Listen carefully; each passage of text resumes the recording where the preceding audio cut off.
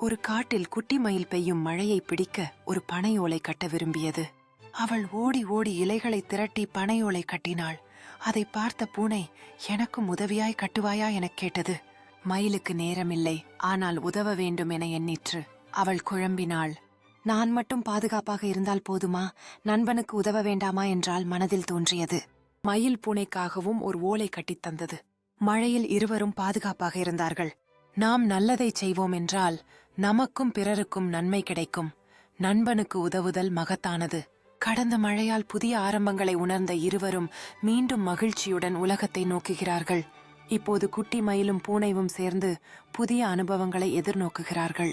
அவர்கள் அருகில் உள்ள ஒரு கசந்த நீரை பார்த்து கண்கவர் இயற்கையின் அழகை ரசிக்கிறார்கள். மயில் தனது கொண்டாட்டங்களை காட்டி பூனைக்கு மகிழ்ச்சி தருகிறது. இப்போது அவர்கள் ஒருவருக்கொருவர் அருகில் இருக்கிறார்கள், நண்பர்களாக உணர்கிறார்கள்.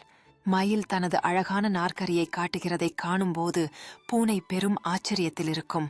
இரவு வந்து நட்சத்திரங்கள் மிளிரும்போது அவர்கள் சந்தேகத்தோடு பகிர்ந்து கொள்ளும் கனவுகள் இருப்பதாக உணர்கிறார்கள்.